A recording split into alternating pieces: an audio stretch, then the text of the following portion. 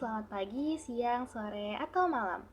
Pada video kali ini, kami akan membahas salah satu bab dari mata kuliah Akuntansi Keuangan Lanjutan 1 yang diampu oleh dosen Ibu Ayunita Ajentia Saputri Masyuri, SEMACC, MKOM CAAT, yang berjudul An Introduction to Consolidated Financial Statement. Kami dari kelompok 3 kelas B yang beranggotakan. Perkenalkan, nama saya Halimatus Syadiah dengan NIM 20 10 11 20 42. Nama saya Edi Susilo dengan NIM 20 10 11 20 54. Nama saya Eko Rifani Maulana dengan NIM 20 10 11 20 55. Nama saya Christopher Manaik dengan NIM 20 10 11 20 57. Nama saya Nasya Aldina dengan NIM 20 10 11 20 61. Dan saya Alivia Aisy Kurniawan dengan NIM 20 10 11 20 62. Gambaran umum. Laporan keuangan merupakan sumber informasi untuk pengambilan keputusan bagi manajemen. Pengambilan keputusan yang benar harus didukung oleh data yang benar. Akuntansi sebagai pengolah data keuangan yang kemudian dapat menghasilkan informasi berupa laporan keuangan memegang peranan yang sangat penting dalam proses pengambilan keputusan keberlanjutan bisnis. Laporan keuangan konsolidasian sebagai laporan keuangan suatu grup perusahaan dalam proses penyusunannya tidak hanya menjumlahkan akun-akun terpisah pada perusahaan induk dan perusahaan anak. Akun-akun terpisah pada perusahaan induk dan perusahaan anak yang resiprokal harus dieliminasi sehingga laporan konsolidasi benar-benar menyajikan transaksi ekonomi antara induk dan anak perusahaan sebagai sebuah grup perusahaan dengan pihak di luar grup. Menurut Floyd dan Amir, laporan konsolidasian merupakan laporan yang menyajikan posisi keuangan dan hasil operasi untuk induk perusahaan selaku entitas pengendali dan satu atau lebih anak perusahaan atau entitas yang dikendalikan seolah-olah entitas individual tersebut merupakan satu entitas atau perusahaan. Nah, laporan ini juga dapat memberikan gambaran yang jelas tentang sumber daya perusahaan, hasil gabungan di bawah kendali induk perusahaan pada para pemegang saham, kreditor, dan penyedia dana lainnya atau investor. Dengan kata lain, bermacam-macam unit bisnis yang ada, tetapi tetap ada satu entitas yang nantinya mengontrol dan membawahi entitas yang dibawahi yang biasa disebut dengan entitas induk mengontrol entitas anak di bawahnya. Dalam penyusunan laporan keuangan, laporan konsolidasian, ada beberapa tahap yang perlu dilakukan. Pertama, laporan keuangan induk dan anak digabungkan dan menjumlahkan pos-pos yang sejenis. Penggabungan dan penjumlahan pos-pos yang sejenis, misal aset dengan aset, kewajiban dengan kewajiban, ekuitas dengan ekuitas, pendapatan dengan pendapatan, serta beban dengan beban. Lalu, investasi entitas induk yang berada pada entitas anak dengan porsi entitas atas ekuitas anak dieliminasi dan memunculkan goodwill. Kedua, kepentingan non-pengendali atau dalam PSAK 1 yang lama sebelum dikonvergensi dalam IFRS itu merupakan kepentingan minoritas diidentifikasi, pemilik selain induk di anak perusahaan yang dikendalikan oleh induk perusahaan. Ketiga, saldo transaksi, penghasilan dan beban intra kelompok usaha dieliminasi secara penuh. Keempat, terdapat transaksi yang harus dihilangkan antara lain, pertama, akun investasi dieliminasi dengan ekuitas anak perusahaan. Perbedaan nilai wajar dan nilai buku harus diperhitungkan dalam konsolidasi. Nah, yang kedua itu hutang piutang yang muncul antara anak dan induk perusahaan harus dieliminasi. Yang ketiga, jika barang belum terjual maka laba belum direalisasi harus dikurangkan dari nilai investasi dan mempengaruhi laba yang telah diakui. Menyusun laporan konsolidasian gabungan antara entitas induk dan entitas anak memang terlihat mudah, akan tetapi penggabungan laporan ini nantinya akan disesuaikan dengan kepemilikan saham dari entitas induk kepada entitas anak. Prosedur laporan keuangan konsolidasian. Nah, prosedur konsolidasi dilakukan dengan menggabungkan dan menjumlahkan akun yang diselenggarakan oleh entitas pelaporan lainnya dengan atau tanpa mengeliminasi akun timbal balik. Menurut PSAK 65 tahun 2014, prosedur dari laporan keuangan konsolidasian sebagai berikut. Yang pertama itu menggabungkan aset, liabilitas, ekuitas, penghasilan, beban, dan arus kas sejenis dari entitas induk dengan entitas anaknya.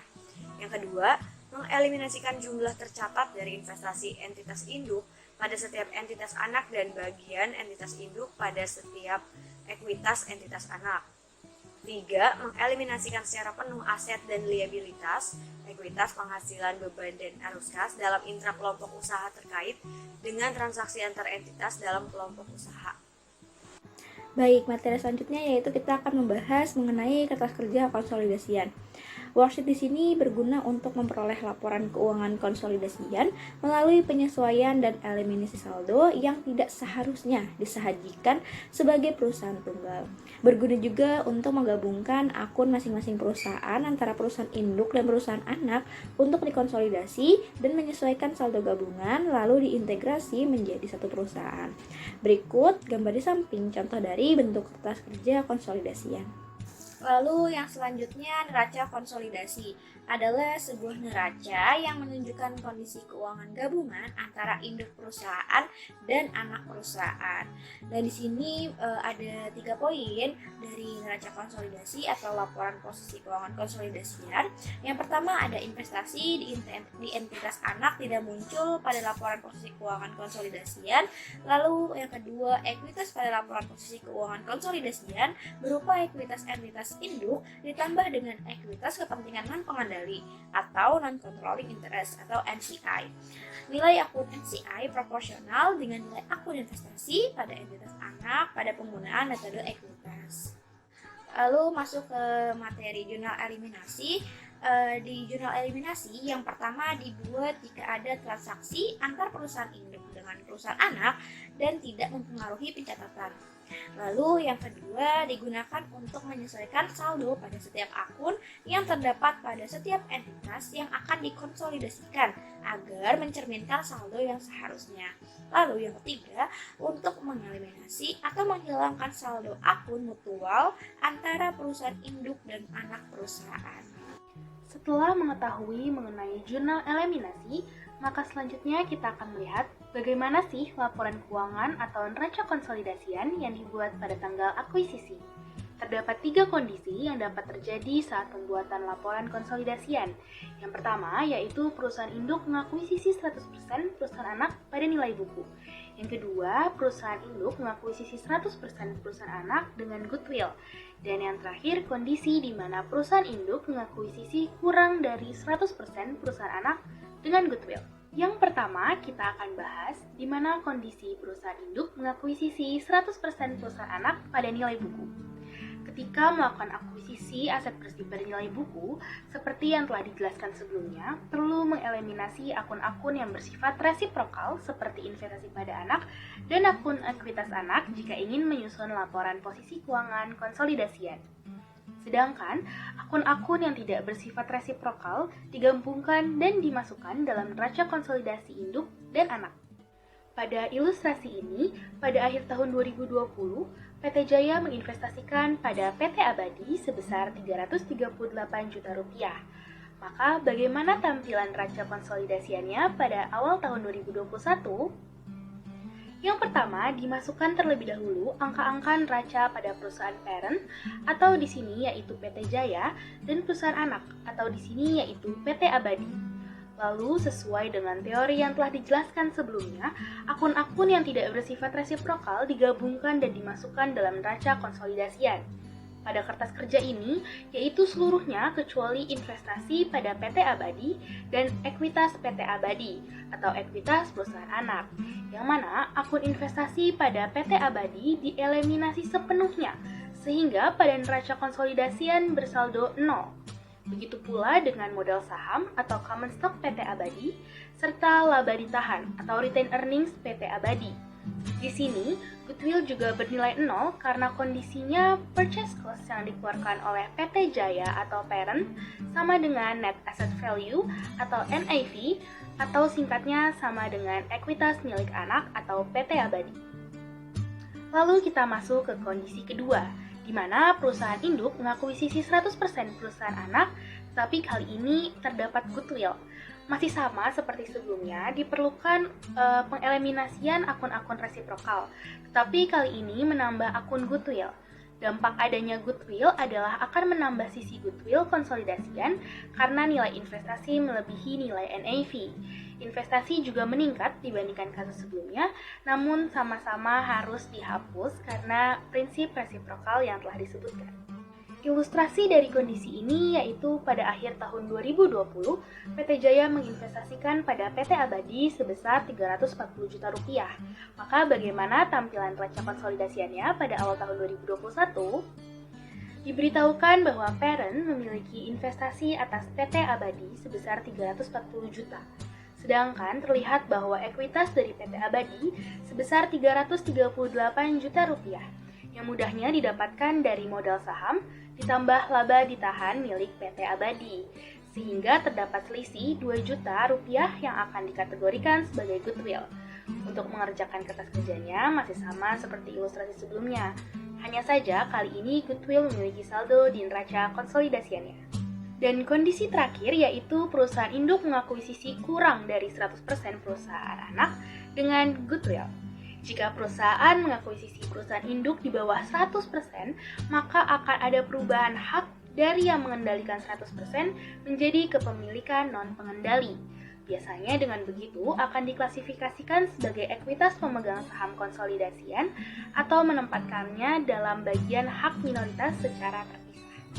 Menurut GAAP atau Generally Accepted Accounting Principles, hak minoritas pada perusahaan anak harus ditampilkan dan diberi judul pada neraca konsolidasian sebagai komponen ekuitas yang terpisah. Lalu, laba yang menjadi bagian hak minoritas atau kepentingan non-pengendali bukan merupakan beban atau kerugian, melainkan pengurang laba bersih konsolidasian untuk menentukan laba yang menjadi kepentingan pengendali. Dan yang terakhir, kedua komponen laba bersih konsolidasian atau laba bersih bagian hak non-pengendali dan pengendali harus diungkapkan dalam laporan laba rugi konsolidasian. Untuk lebih mudahnya akan terlihat pada ilustrasi di slide selanjutnya. Pada ilustrasi ini diketahui pada akhir tahun 2020, PT Jaya menginvestasikan 90% pada PT Abadi sebesar 368 juta rupiah. Maka bagaimana sih tampilan neraca konsolidasiannya pada awal tahun 2021? Dari data yang diketahui sebelumnya, yaitu investasi parent terhadap anak adalah sebesar 90% dengan nominal 398 juta rupiah. Maka untuk menentukan apakah terdapat goodwill atau tidak, yaitu dengan mencari implied fair value-nya yang bisa didapatkan dari 368 juta dibagi 90%. Maka didapatkanlah hasil 442 juta rupiah sebagai implied fair value. Dari angka tersebut dapat diketahui bahwa terdapat goodwill sebesar 104 juta, yaitu selisih dari implied fair value yaitu 442 juta tadi dan book value perusahaan anak sebesar 338 juta yang didapatkan dari ekuitasnya yaitu sebesar 168 juta rupiah ditambah 170 juta rupiah. Dan masih sama seperti dua ilustrasi sebelumnya, akun resiprokal akan dieliminasi, yaitu investasi pada PT Abadi sebesar 398 juta atau 90%, dan akun-akun ekuitas anak. Selain itu, akun goodwill juga ditambahkan sebesar 104 juta rupiah. Lalu kemana yang 10% dari sisa 90% investasi PT Jaya atau senilai 44 juta rupiah tadi? Sisa 10% tersebut dimasukkan ke dalam NCI atau Non-Controlling Interest atau kepentingan non-pengendali. Selanjutnya, laporan posisi keuangan atau neraca konsolidasian setelah akuisisi. Pada laporan posisi keuangan atau neraca konsolidasian setelah akuisisi ini, saldo akun induk dan anak perusahaan akan berubah untuk merefleksikan operasi masing-masing setelah hubungan induk anak dibentuk. Dengan begitu, perlu dibuat penyesuaian tambahan untuk menghilangkan saldo timbal balik lainnya. Jika neraca konsolidasi dibuat antara tanggal pengumuman anak perusahaan dan tanggal pembayaran dividen, pembukuan perusahaan induk akan menunjukkan akun piutang dividen yang merupakan kebalikan dari akun hutang dividen pada pembukuan anak perusahaan. Saldo tersebut tidak mencerminkan jumlah piutang atau hutang di luar grup afiliasi. Oleh karena itu, mereka harus timbal balik dalam menghilangkan akun dan menyusun laporan konsolidasi. Saat itu perlu juga dilakukan eliminasi piutang dan utang antara perusahaan lainnya seperti piutang dan utang usaha dalam penyusunan laporan konsolidasi. Sebagai ilustrasi, pada akhir tahun 2020 PT Jaya menginvestasikan 90% pada PT Abadi sebesar atau seharga 398 juta rupiah. Ketika ekuitas PT Abadi terdiri dari 442 juta rupiah seperti contoh soal sebelumnya, lalu utang usaha PT Jaya sebesar 8 juta rupiah berasal dari PT Abadi. Selain itu juga selama tahun 2021 PT Abadi memperoleh laba sebesar 150 juta rupiah dan mengumumkan dividen sebesar 50 juta rupiah. Pada tanggal 31 Desember, saldo akun investasi pada PT Abadi ditentukan dengan menggunakan metode ekuitas. Maka, perhitungan saldo akun investasi per 31 Desember adalah sebagai berikut. Investasi awal pada tanggal 31 Desember 2020 itu sebesar 398 juta rupiah. Lalu ditambah 90% laba bersih PT Abadi sebesar 135 juta rupiah. Lalu dikurang 90% dividen PT Abadi sebesar 45 juta rupiah. Maka akan menghasilkan investasi akhir pada tanggal 31 Desember 2021 sebesar 488 juta rupiah. Dengan begitu akan dibentuk jurnal untuk yang pertama itu jurnal untuk mengeliminasi jumlah investasi resiprokal dalam PT Abadi dan ekuitas PT Abadi serta menentukan besarnya kepentingan non pengendali. Berikut jurnalnya. Jurnalnya itu yaitu modal saham PT Abadi sebesar 160 juta rupiah, laba ditahan PT Abadi sebesar 278 juta rupiah, dan goodwill sebesar 104 juta rupiah. Pada investasi pada PT Abadi sebesar 488 juta rupiah dan kepentingan non pengendali sebesar 54 juta rupiah. Lalu jurnal yang kedua yaitu jurnal untuk mengeliminasi utang piutang dividen antara perusahaan induk dan anak. Utang dividen tadi kan sebesar 45 juta rupiah, maka utang dividennya ini berada di debit sebesar 45 juta rupiah. Lalu sementara di bagian kredit ini yaitu piutang dividen sebesar 45 juta rupiah. Selanjutnya yang ketiga yaitu jurnal untuk mengeliminasi transaksi utang dan piutang antara induk dan anak. Jurnalnya yaitu yang didebit merupakan utang usaha sebesar 8 juta rupiah, sedangkan yang dikredit merupakan piutang usaha sebesar 8 juta rupiah. Selanjutnya akan terbentuk atau akan dibuat kertas kerja konsolidasian seperti berikut pada tanggal 31 Desember 2021 untuk PT Jaya dan perusahaan anak. Maka akan terbentuk neraca konsolidasiannya, total aset dan total liabilitas dan ekuitasnya sebesar 1.728 juta rupiah.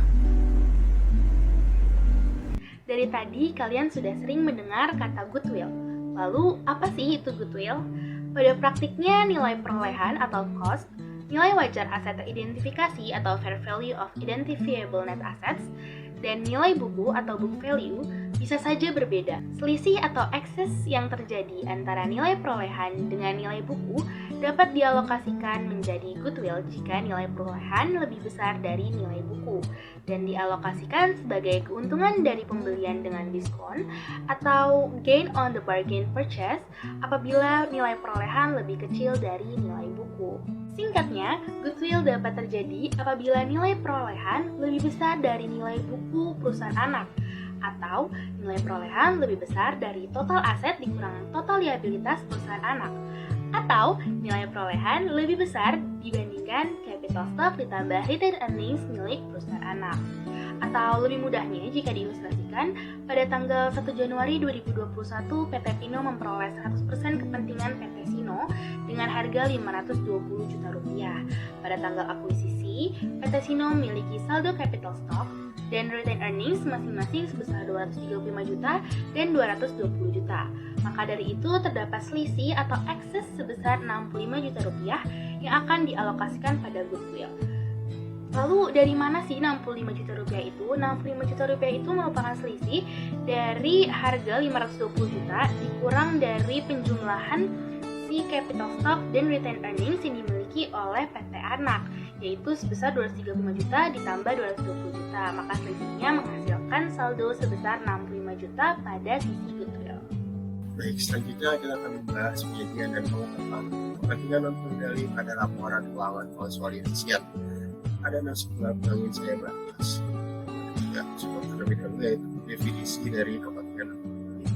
Berdasarkan TSAK, kepentingan non-pengendali merupakan aktivitas anak yang tidak didistribusikan secara langsung maupun tidak langsung. Biasanya ketika perusahaan induk mengakuisisi perusahaan anak tidak langsung 100%, biasanya memiliki sisa sebanyak 20% atau 10%. Itu yang menjadi kepentingan non-pengendali. Yang kedua ada penempatan pada laporan keuangan konsolidasian.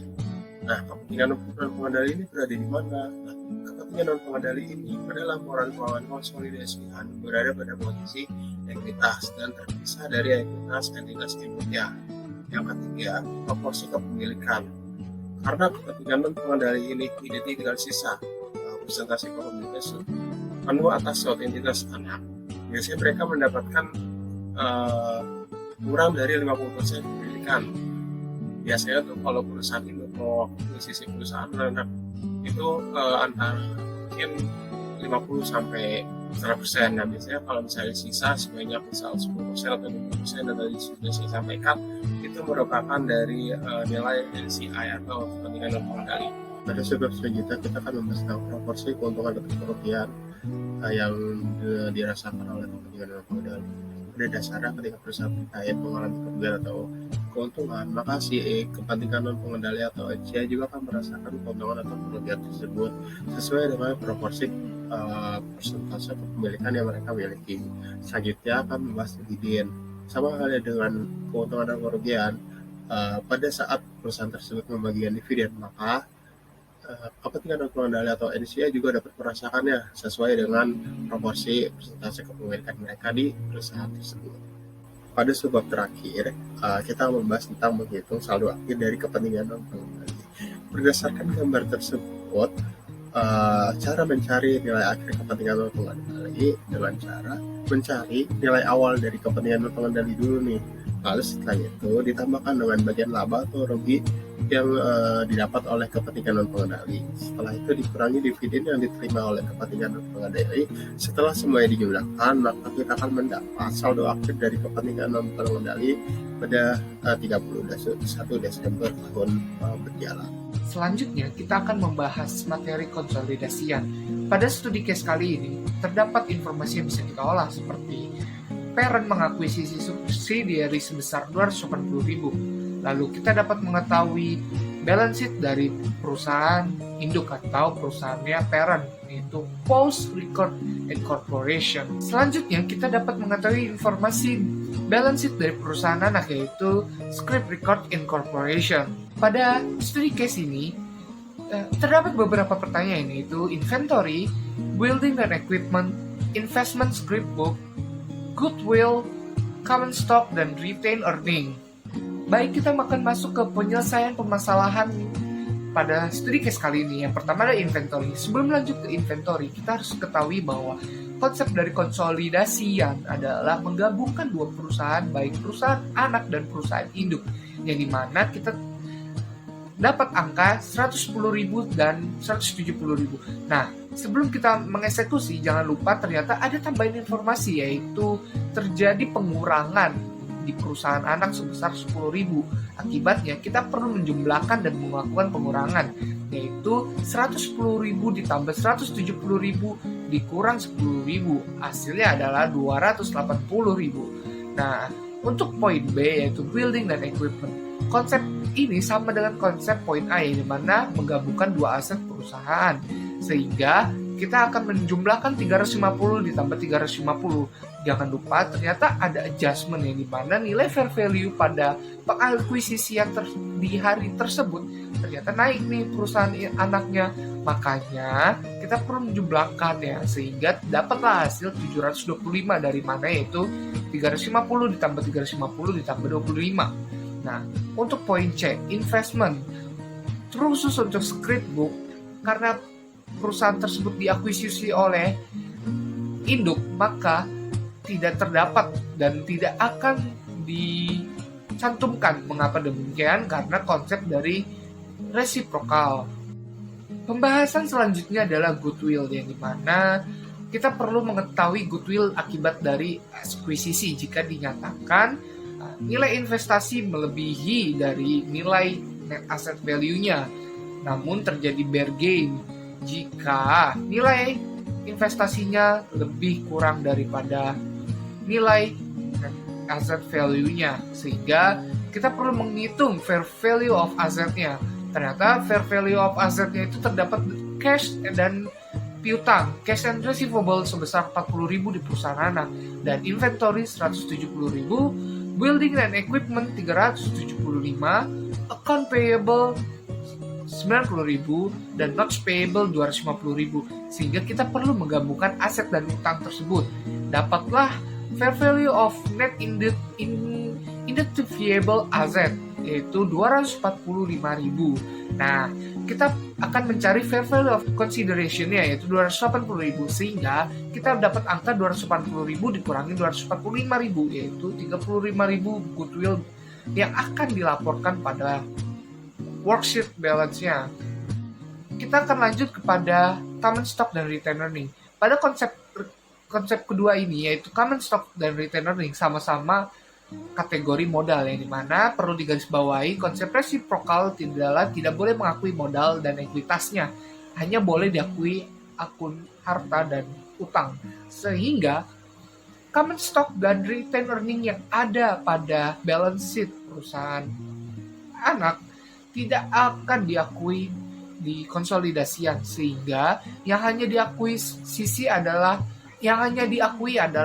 punyanya induk, yaitu common stock sebesar 400.000, retained earning sebesar 105.000.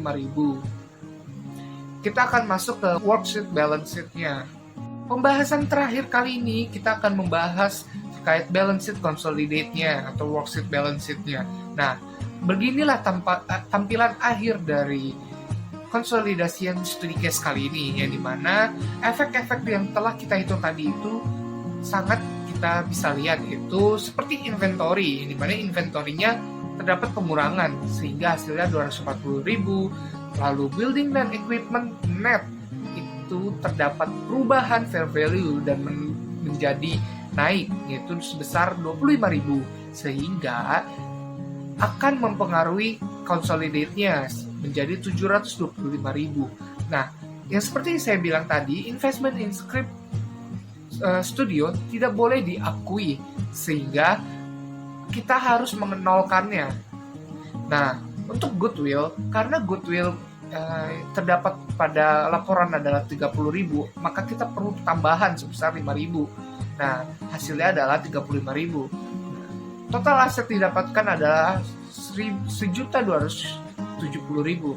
Nah, untuk akun utang dan liabilities-nya juga terdapat perubahan nih.